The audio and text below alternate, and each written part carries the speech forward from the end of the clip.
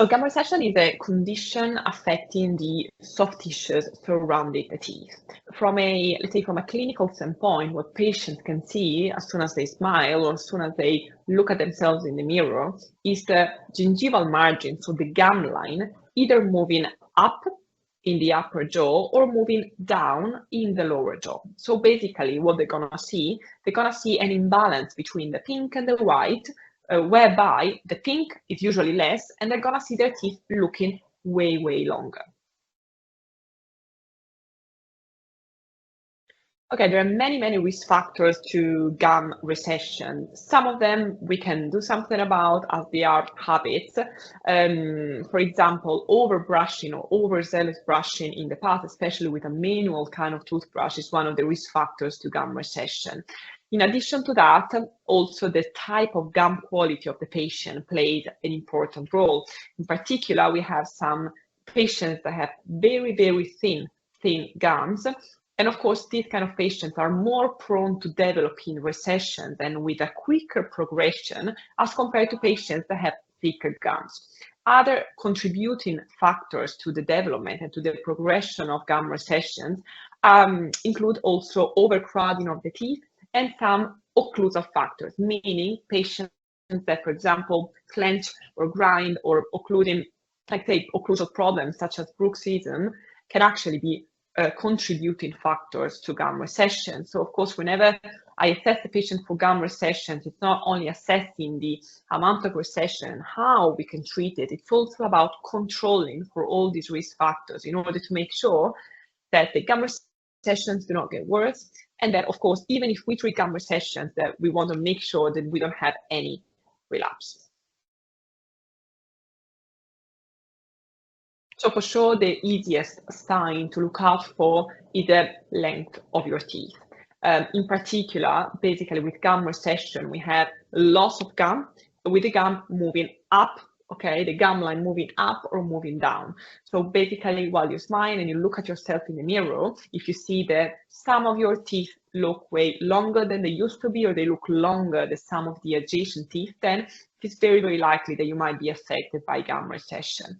Sometimes, but not always, gum recession may come, let's say, accompanied by specific symptoms. And one of the most common symptoms is the sensitivity to the teeth. So whenever you eat or drink something that's, for example, super hot or super cold, or whenever you eat something that's sugary, or you drink some fizzy drinks or anything like that, you might feel something like an electric shock to your teeth, and that's called dentinal hypersensitivity.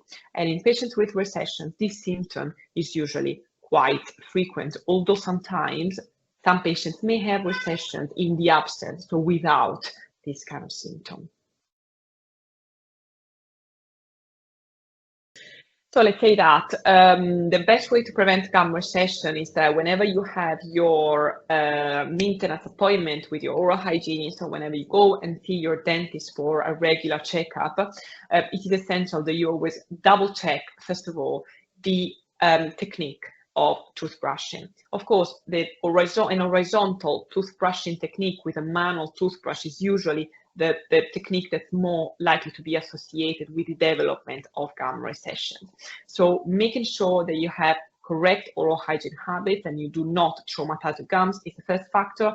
And the other factor is, of course, making sure that, of course, whenever you see your dentist or whenever you go see the hygienist for the regular maintenance, they always check for the other contributing risk factors for the development of gum recessions that include your occlusion, the absence of occlusal trauma, and in some cases also some overcrowding, and the position of your teeth may play an important role for the development of gum recessions. So let's say that gum recession is a progressive kind of process. In some cases, some recessions are stable over time, because maybe they've been developed in the past, for example, because of overzealous brushing or overbrushing. And then if the patient has changed, for example, their oral hygiene habits or their brushing technique, and if all the other contributing factors are accounted for and controlled for, then in that case, the recessions might be stable.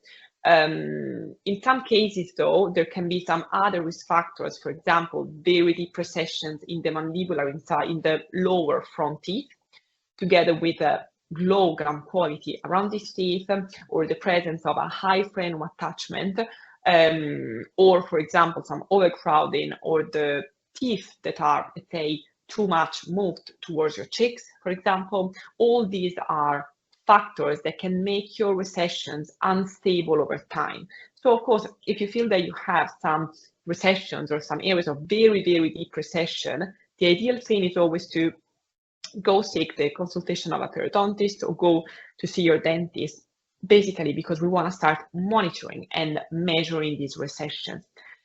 Once we measured, we take the pictures, we can basically monitor the recessions over time, every 6 months or every 12 months, depending on the amount of contributing factors and risk factors to these recessions.